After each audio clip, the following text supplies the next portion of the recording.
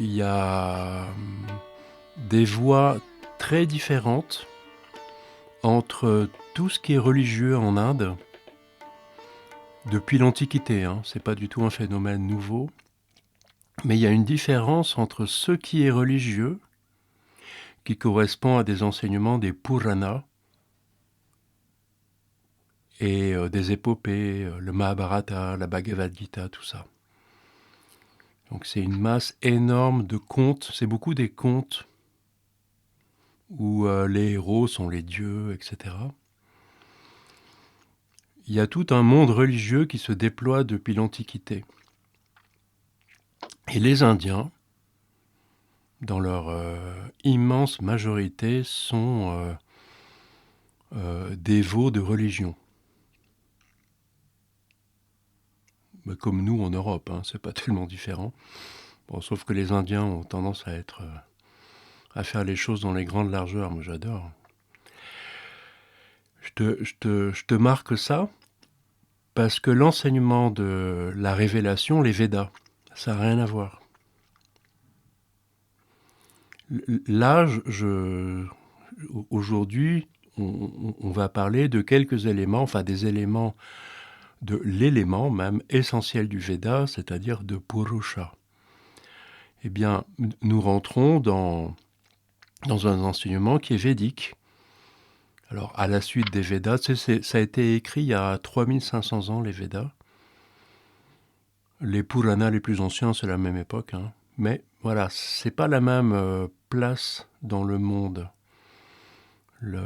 L'enseignement des Védas, ça enseigne les chamans, les brahmines, hein, ce qui deviendra plus tard la caste des brahmines. Leur enseignement phare, c'est le Veda. Et à la suite du Veda, il y a eu des commentaires, hein, dans les siècles et les millénaires suivants, puisque les humains ne comprennent pas l'enseignement du Veda. Ils essayent de le comprendre, mais ils ne le comprennent pas. Alors il faut faire des commentaires. Les commentaires les plus proches, c'est les brahmanas. Donc Brahman, c'est la parole qui émane de l'au-delà et que les sages, les rishis, ont entendu. Donc les brahmanas sont des commentaires sur cette question d'où vient la parole, qui parle, c'est quoi ça? Et le deuxième groupe de commentaires, c'est les Aranyaka. Aranya, c'est la forêt. Et dans la forêt, en fait, lors de retraite, retiré du monde, l'enseignement est reçu. Donc dans les brahmanas, on est dans le monde et on parle de l'enseignement. Et en forêt, il y a la solitude, le retrait, et l'enseignement est entendu en forêt, alors qu'il est transmis ensuite dans le monde. Tu vois, c'est vachement logique leur truc. Donc tu as le Veda qui raconte le rituel. Les Védas ne parlent pas de spiritualité du tout. C'est du pratico-pratique. C'est pour les chamans. Il faut faire des rituels. Le rituel le plus connu que tu connais certainement, c'est Agnihotra. Chaque matin à l'aube et chaque soir au crépuscule, il y a un feu rituel qui est allumé et qui aide le chaman à penser, à vivre sa relation au soleil, aux éléments en fait, au soleil, à la terre, à l'air, à l'eau, au feu. Ça, c'est le plus connu et le plus petit de tous les rituels du Veda. Le plus grand et le plus rare, c'est le rituel du cheval, qui voit un cheval être gâté, amené à l'âge adulte pendant 1 an, et au bout d'1 an, le cheval est sacrifié, il est immolé, il est sacrifié pour le royaume et pour le roi, pour un nouveau roi. Donc c'est seulement quand il y a un nouveau roi qu'on pratique le rituel du cheval, qui est vraiment le plus grand de tous les rituels. Voilà.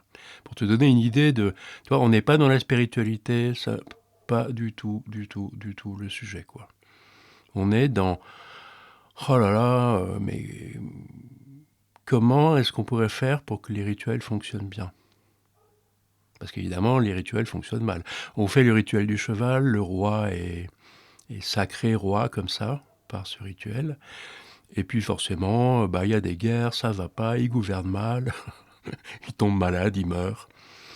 Donc les humains ont comme existentiellement, quoi, comme caractéristique de désirer que ça se passe bien, de faire des rituels pour que ça se passe bien, et forcément, ça se passe pas comme ils voudraient. Donc les humains, brahman ou pas brahman, voient que ça marche pas comme ils voudraient, et ils se questionnent. Qu'est-ce qui s'est passé? Par exemple, pour te donner un exemple qui parle à tout le monde, un enfant naît, on va tout bien faire pour l'accueillir dans la communauté, tu vois, pour que les liens soient bien tissés déjà entre ses parents, dans la généalogie des parents, que ça se retisse bien, que l'enfant trouve sa place là. Pareil au niveau du village. Tu vois, le rituel d'accueil de l'enfant, c'est pour qu'il trouve sa place au sein de l'humanité et aussi au sein des éléments, pour l'accueillir justement sous le soleil, sur la terre, avec le feu, l'eau, l'air, l'espace. Bon, les Védas parlent de ça. Qu'est-ce qui se passe? Ça marche pas. Qu'est-ce qu'on n'a pas bien fait? Qu'est-ce qu'on pourrait faire pour que ça aille mieux? Donc tu comprends qu'il y a des brahmanas et des aranyakas, parce que ça marche pas. Donc les sages se trouvent des solutions, en proposent, ou en tout cas proposent un regard sur, comme je suis en train de le faire là, proposent un regard sur l'existence humaine. Et donc dans les siècles qui ont suivi moins 1500 par rapport à l'ère chrétienne, là, moins 1500, on met par écrit le Veda. Il existait déjà avant à l'oral. Mais à l'écrit, on fait un aide-mémoire. En fait, le Veda n'est pas l'enseignement du Veda. Le Veda, c'est des notes. Tu vois, un petit peu comme quand un professeur d'université vient dans l'amphithéâtre pour 4 heures de cours avec une feuille de papier A4 sur lequel il n'y a pas les paroles qu'il va dire, il y a juste un aide-mémoire avec des mots-clés et des idées comme ça. Les textes indiens, c'est pareil, ils ne sont pas développés, c'est que des antisèches. Donc ça commence avec les Védas. Les Védas, c'est des antisèches pour aider à former de bons chamans. C'est ok pour toi ce que je raconte? Oui, oui, oui. Tu voyais déjà bien ou... Non, moi, je me suis pas trop intéressé vraiment à tout ça. Bon, c'est bien que je te le Mais présente alors. aujourd'hui, je suis complètement intéressé et je vois tout ce que voilà, tout ce que ça raconte, quoi. Ouais.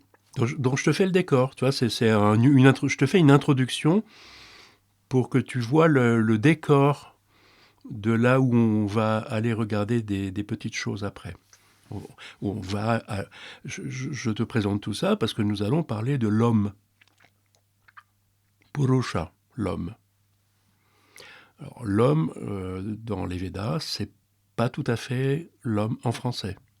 Et c'est ça qu'on va regarder. Mais Purusha, c'est pas le Dieu, c'est pas l'esprit, c'est pas le ceci, le cela. Purusha, dans le sanskrit védique, c'est l'homme. Donc elle était finie, hein, ma petite introduction, elle allait bien, quoi. Oui, oui, oui. Bon, juste pour la parachever vraiment, pour être un peu cachère avec les noms des enseignements, après les brahmanas et les aranyakas, c'est les Upanishads qui sont plus proches de nous. L'Upanishad la plus ancienne, ça doit être la Brihad Aranyaka, la grande, donc Aranyaka de nouveau, la grande Upanishad forestière, qui débat du rituel vraiment, dans ce qu'il a de physique. Voilà, c'est moins 800 ans par rapport à l'ère chrétienne. Donc c'est 700 ans après qu'on ait consigné le Veda en aide-mémoire sur papier. Et entre-temps, il y a eu Brahmana, Aranyaka. Des Upanishads, il y en a jusqu'au début de notre ère. Il y en a 12 qui sont essentiels. C'est pas beaucoup, hein. Donc là, je viens de te donner comme une sphère d'enseignement qui est tout à fait restreint, en fait, ce qu'on appelle la shruti.